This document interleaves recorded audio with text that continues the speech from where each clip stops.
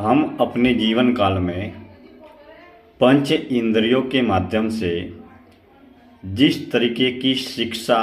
या ज्ञान का संग्रह करते हैं, उस ज्ञान की पहली और आखिरी गति 4 तरीके से हो सकती है। वह ज्ञान जो देखकर, लिखकर, पढ़कर, सुनकर पंच इंद्रियों से संग्रह किया हुआ ज्ञान हो,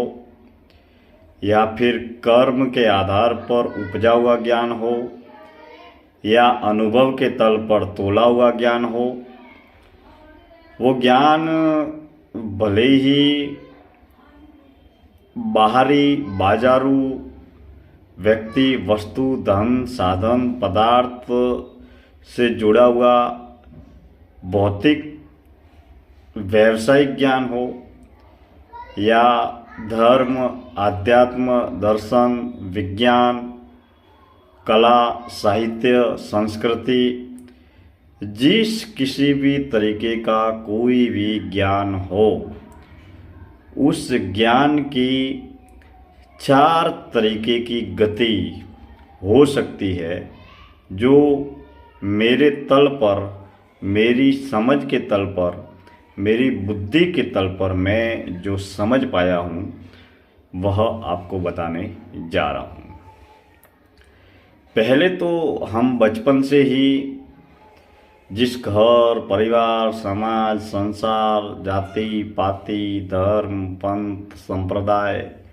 में जहाँ भी पलते हैं, बढ़ते हैं, रहते हैं, वहीं से जुड़ा हुआ ज्ञान, संस्कार, वाणी, शब्द, विचार, इन सब का संग्रह करते रहते हैं।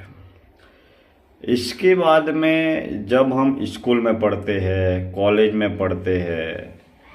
तो स्कूल कॉलेजों के ज्ञान का हम संग्रह करते रहते हैं।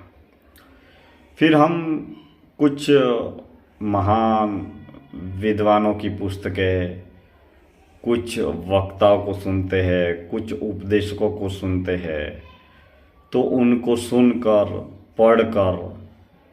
हम या तो उनका वही का वही जो ज्ञान है उसे ही प्राप्त करते हैं,